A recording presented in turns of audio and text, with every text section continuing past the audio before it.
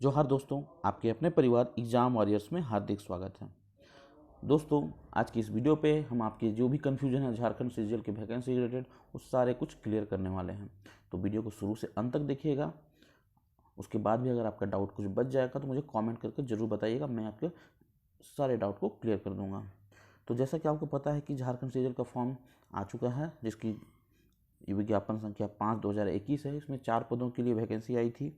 ठीक है, उसके बारे में भी बताएंगे। पहले ये जान लीजिए परीक्षा शुल्क के जो रिलेटेड कन्फ्यूजन था। देखिए, पहले जैसे ही एग्ज़ाम ये नोटिफिकेशन आया तो इसे 1000 रुपये रखा गया था ओबीसी और जनरल के लिए। बाद में इसे घटा के 100 रुपया कर दिया गया है और एसटी एससी के लिए फ्री कर दिया गया है। बहुत लोगों को कन्फ्यूजन है कि जो शुरू में एग्ज़ाम फी उन्होंने दिया था 1000 रुपया, क्या वो रिटर्न होगा अभी? तो ऐसा कुछ भी नहीं होने वाला है। इस बार आपको फॉर्म फी नहीं लगेगा, बस आपको पुराना रजिस्ट्रेशन नंबर डालना है। आपको एग्ज़ाम फी नहीं लगेगा, फॉर्म को अप्लाई कर सकते हैं। ठीक है, तो ये आपका एग्ज़ाम रिलेटेड डाउट क्लियर हो चुका है, फी रिलेटेड डाउट क्लियर हो चुका है। अब बात कर लेते हैं, इसमें 4 पदों की टोटल वैकेंसी आई थी। सहायक प्रशाखा पदाधिकारी, कनीय सचिवालय सहायक, और एक है प्रखंड आपूर्ति पदाधिकारी और प्लानिंग असिस्टेंट। ठीक है, तो इतनी सारी वैकेंसी आई थी, 4 वैकेंसी, और इसमें वैकेंसी ऐड होगी। कुछ कुछ पंचायत रिलेटेड हैं, 150 वैकेंसी लमसम वो ऐड होंगी। 150 या 160 के लमसम है वो ऐड होंगी, और 1-2 वैकेंसी आते ही आपको इसमें ऐड कर दिया जाएगा। इन्होंने साफ तौर पे ये मेंशन भी कर दिया गया है। ठीक है, देखिए, कोटिवार रिक्तियों की संख्या अधियाची विभाग के अनुरोध के आलोक में संशोधन की जा सकती है। अन्य अधियाची विभागों में प्राप्त होने वाली अधियाचनाएं को इस विज्ञापन में शामिल किया जा सकता है। देखिए, साफ तौर पे इन्होंने लिख दिया है। तो ये आपको बता दूं कि 200-250 वैकेंसी और ऐड होने वाली है। ठीक है, लमसम 1200 की सीट रहेंगी, तो डट के तैयारी कीजिए, इस बार आपका सीजीएल में होना है। ठीक है, तो ये आपका हो गया, जो सीटों की कन्फ्यूजन थी वो क्लियर। ठीक है, अब बात करते हैं स्पोर्ट्स कोटा की। ठीक है, उससे पहले एक बात कर लेते हैं कि यहाँ पे कौन कौन एलिजिबल है कैंडिडेट। तो दोस्तों, आपको क्लियर कट बता देता हूँ, इसमें वही कैंडिडेट क्लियर हैं जो कि अपने 10th और 12th के एग्ज़ाम झारखंड में किसी मान्यता प्राप्त संस्थान से अगर 10th 12th दिए हैं वही हैं, और साथ ही साथ आपको यहाँ के स्थानीय नीति रीति रिवाज का और भाषा परिवेश का ज्ञान है। तो ठीक है, अब देखिए बात कर लेते हैं स्पोर्ट्स कोटा में। स्पोर्ट्स कोटा में तो देखिए, स्पोर्ट्स कोटा में अगर श्रेणी ख के पदों के लिए अगर आप अंतर्राष्ट्रीय ओलंपिक कमेटी अथवा उससे संबंधित फेडरेशन द्वारा कोई भी आयोजित प्रतियोगिता में अगर आपने मेडल जीता है तो आपको श्रेणी ख में रखा गया है और आपको वो सीट मिल जाएगा। बात करें दूसरी, भारतीय ओलंपिक संघ अथवा उससे संबंध फेडरेशन द्वारा आयोजित अंतर्राष्ट्रीय चैंपियनशिप स्तर में प्रतियोगिता में अगर आप प्रथम स्थान प्राप्त किए हैं तो भी आप श्रेणी ख के पदों के लिए एलिजिबल हैं। ठीक है, या फिर राष्ट्रीय स्तर की प्रतियोगिता में अगर आपने विश्व रिकॉर्ड बनाया है तो भी आपको यहाँ पे डायरेक्ट हो जाएगा। ठीक है, वहीं बात कर लेते हैं अगर श्रेणी ग के पदों के लिए, तो ग के पदों में आपका जो भारतीय ओलंपिक संघ और उससे संबंधित जो भी फेडरेशन है वहाँ पे अगर आपने द्वितीय या तृतीय स्थान प्राप्त किया है तो आप श्रेणी ग की वैकेंसी के लिए एलिजिबल हैं, या फिर आप उसमें आपको मिल जाएगा। ठीक है, बात कर लें झारखंड ओलंपिक संघ अथवा उससे संबंधित कोई भी संघ द्वारा आयोजित में प्रथम स्थान प्राप्त किए तो भी आप यहाँ पे जॉब ले सकते हैं। ठीक है, बात कर लेते हैं एज क्राइटेरिया की। तो एज देखिए, न्यूनतम एज 21 साल रखा गया है, और इसकी जो न्यूनतम उम्र सीमा की गणना जो करी जाएगी वो 1/8/2021 से रखा गया है। ठीक है, और अधिकतम के भी वही रखा गया है 1/8/2021।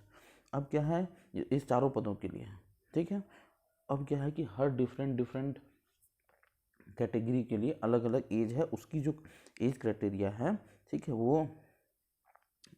वो है कार्मिक प्रशंसा। देखिए, जो ख है, अधिकतम उम्र की सीमा में कार्मिक प्रशासनिक सुधार एवं राजभाषा विभाग के संकल्प संख्या 609 दिनांक 2025/1/2016 द्वारा यथा निर्गत है। ठीक है, 16 के उसके अनुसार है। अनारक्षित के लिए 35 साल, ओबीसी के लिए 37 साल, अगर महिला ओबीसी हैं तो 38 साल, और अगर एसटी एससी हैं तो आप 40 साल तक फॉर्म भर सकते हैं। ठीक है, तो ये आपका एज कन्फ्यूजन आपको दूर हो गया होगा आई थिंक। ठीक है,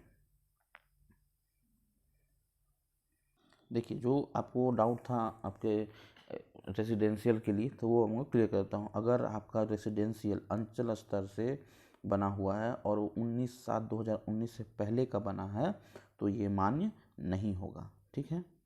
अगर आपका 2/6/2016 से किसी भी स्तर में से निर्गत स्थानीय निवासी प्रमाण पत्र मान्य नहीं होगा। ठीक है। मतलब आपका 2019 19/7 से अगर अंचल से बना हुआ है तो वो भी नहीं होगा, या फिर किसी से भी बना हुआ है और 2/6/2016 से पहले बना है तो वो भी नहीं होगा। ठीक है। आवेदन संप्रेषित करने की अंतिम तिथि के पश्चात निर्गत स्थानीय निवासी प्रमाण पत्र भी मान्य नहीं होगा। जिस दिन आप आवेदन भर रहे हैं उससे अगर बाद में अगर आप अप्लाई करते हैं, बाद में बन के आता है, वो भी आप स्थानीय नीति वो भी एलिजिबल नहीं होगा, वो भी मान्य नहीं होगा। ठीक है। ये हो गया आपका स्थानीय नीति के लिए। अब बात कर लेते हैं जाति प्रमाण पत्र के लिए। तो जाति प्रमाण पत्र के लिए आपका जो अगर आपका 25/2/2019 दिनांक से पहले बना हुआ है अंचल अधिकारी से तो वो मान्य आपका नहीं होगा। ठीक है। वही बात कर लेते हैं ओबीसी सर्टिफिकेट के लिए। तो ओबीसी सर्टिफिकेट अगर आपका केंद्र सरकार में नियुक्ति हेतु सरकार द्वारा जारी विभिन्न पर निर्गत जाति प्रमाण पत्र मान्य नहीं होगा। जो केंद्र के लिए बनाते हैं वो भी मान्य नहीं होगा, आपको बनाना होगा झारखंड के लिए। ठीक है। उसके बाद शैक्षणिक कार्यों में जो भर्ती के निर्धारित लेते हैं बनता है शैक्षणिक वाला का सर्टिफिकेट, वो भी मान्य नहीं होगा। ठीक है। पिता के आधार पर निर्गत जाति प्रमाण पत्र ही मान्य होगा। ठीक है। अब बात करते हैं फॉर्म भरने की तारीख को लेके। तो फॉर्म भरने का तारीख 15/1/2022 11 बजे से शाम 14/2/2022 तक आप फॉर्म भर सकते हैं, मतलब मध्य रात्रि तक फॉर्म भर सकते हैं। ठीक है। परीक्षा शुल्क भुगतान करने की अंतिम तिथि 16/2/2022 तक मध्य रात्रि तक रहे। वहीं फ़ोटो हस्ताक्षर को अपलोड करने के लिए उसका तारीख 18/2/2022 मध्य रात्रि तक आप कर सकते हैं। मान के लिए अगर फॉर्म भरने में कुछ गलतियां हो जाती है तो उसको आप एडिट कर सकते हैं 19/2/22 से लेकर 11 बजे सुबह से लेके 21/2/2022 मध्य रात्रि तक आप इसे संशोधन कर सकते हैं। उम्मीद है ये सारी डेट बढ़ेंगी, आप टेंशन फ्री रहिए। ठीक है। बाकी आप रजिस्ट्रेशन करके पेमेंट वगैरह कर सकते हैं। ठीक है। अब बात कर लेते हैं एग्ज़ाम सिलेबस की। तो आपको बता दें कि यहाँ सिर्फ सिंगल स्टेज में एग्ज़ाम होने वाला है, यानी मुख्य परीक्षा डायरेक्ट होने वाला है। मुख्य परीक्षा डायरेक्ट होने वाला है, इसमें 3 पत्र होंगे। ठीक है। इसमें से पहला जो पत्र होगा वो भाषा ज्ञान का पत्र होगा, जिसमें हिंदी भाषा और इंग्लिश भाषा रहेगा, जो कि 60 प्लस 100 टोटल 120 प्रश्न के रहेंगे और 2 घंटा का एग्ज़ाम होगा। 3 पाली में एग्ज़ाम होगा, 2-2 घंटा का एग्ज़ाम होगा, इंटरवल दे के। ठीक है। 6 घंटा टोटल आपका एग्ज़ाम चलेगा। तो सबसे पहला है हिंदी भाषा मतलब भाषा ज्ञान, जिसमें आपको बस क्वालिफाइंग इन नेचर है, दोनों को जोड़ के अगर आप 30% मार्क्स लेके आ जाते हैं तो आप क्वालिफाई हो जाते हैं। ऐसा नहीं है कि 30% इंग्लिश में 30% हिंदी में लाना है, ऐसा कुछ भी नहीं है। आपको टोटल जोड़ के 30% लेके आना है। दूसरा जो पत्र होगा वो आपका भाषा पत्र होगा, यानी आपका क्षेत्रीय भाषा, जिसमें टोटल प्रश्न रहेंगे 100 और एग्ज़ाम की अवधि रहेगी 2 घंटा, जिसमें आपका जो भाषा है उर्दू, संथाली, बंगला, मुंडारी, हो, खड़िया, कुड़ुक, कुरमाली, खोटा, नागपुरी, पंचप्रगनिया, उड़िया में से कोई भी एक भाषा लीजिए। ये सारे प्रश्न मतलब कि ऑप्शनल क्वेश्चन रहेंगे। ठीक है। इसमें आपको 30% अंक लाना अनिवार्य है, हमें 30% आपको अंक लाना है। मान के लिए पेपर 2 और पेपर 3 से मार्क्स बन रहा है, अगर आप पेपर 3 में फुल मार्क्स लेके आ जाते हैं और पेपर 2 में मार्क्स 30% भी मार्क्स नहीं आते हैं तो आप डिस्क्वालीफाई वहीं पे हो जाएगा, यानी आपको दोनों पेपर में एटलीस्ट 30% मार्क्स तो लाना ही होगा। अब बात कर लें पत्र थर्ड की। तो पत्र थर्ड में क्या है, 150 टोटल प्रश्न रहेंगे, 2 घंटा का पेपर रहेगा। इसमें क्या है, सामान्य अध्ययन 30 प्रश्न रहेंगे, सामान्य विज्ञान 20 प्रश्न रहेंगे, सामान्य गणित 20, मानसिक क्षमता यानी रीजनिंग 20, कंप्यूटर ज्ञान 20 और झारखंड राज्य संबंधित ज्ञान 40 क्वेश्चन रहेंगे। ठीक है। तो काफ़ी इजी सिलेबस है, आराम से पढ़िए। कोई भी दिक्कत होता है मुझे कमेंट कीजिए मेरे चैनल पे। मेरे टेलीग्राम पे जाइए, झारखंड वॉरियर टेलीग्राम है, Jharkhand warrior exam warrior Telegram है, वहाँ पे जाइए, वहाँ पे आप मैसेज कीजिए, वहाँ सारा कोई भी क्वेश्चन डाउट हो वहाँ पूछिए, सारे कुछ आपको वहाँ पे सॉल्यूशन मिल जाएगा। इसमें भी आपको 30% अंक लाना अनिवार्य है। अब देखिए इसमें सिलेबस क्या क्या है। जो भाषा ज्ञान का पेपर आएगा इसमें दोनों में क्या होगा, सबसे पहले तो एक अनुच्छेद आएगा, अनसीन पैसेज जो रहता है नॉर्मल, और कुछ ग्रामर के क्वेश्चन रहेंगे, 30 क्वेश्चन रहेंगे। ठीक है, 30 क्वेश्चन अनुच्छेद के आधारित, 3 क्वेश्चन व्याकरण के आधारित। सेम उसी तरह इंग्लिश में भी है, 30 क्वेश्चन आपका अनसीन पैसेज रहेगा, 30 क्वेश्चन आपका रहेगा व्याकरण का यानी ग्रामर का।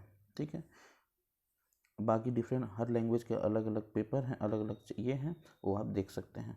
ठीक है, आपको उसका PDF हमारे टेलीग्राम ग्रुप पे मिल जाएगा। ठीक है, हाँ बहुत तो कन्फ्यूजन था कि पिछला बार उन्होंने खोरठा लिया था तो क्या इस बार नागपुरी ले सकते हैं। हाँ बिल्कुल ले सकते हैं, आपके पास ऑप्शन रहेगा, आप कोई भी लैंग्वेज चूज कर सकते हैं। अगर आपने पिछला बार खोरठा भरा है या फिर नागपुरी भरा है या फिर कुछ उर्दू भरा है तो इस बार आप चेंज कर सकते हैं लैंग्वेज को। ठीक है, हाँ और एक बात इम्पोर्टेंट, मैं खोरठा के जो भी स्टूडेंट हैं उनको बता दूं कि एग्ज़ाम में व्याकरण ऐड होने वाला है। तो आप निश्चित रखिए व्याकरण की पढ़ाई करते रहिए। अगर आपको बुक की लिस्ट चाहिए कितना कौन कौन सा बुक पढ़ना है, मुझे किस चीज़ से लैंग्वेज के लिए, वो भी मुझे कमेंट कीजिए, वो भी मैं आपको इस वीडियो पे ज़रूर बता दूंगा। Thank you, have a nice day.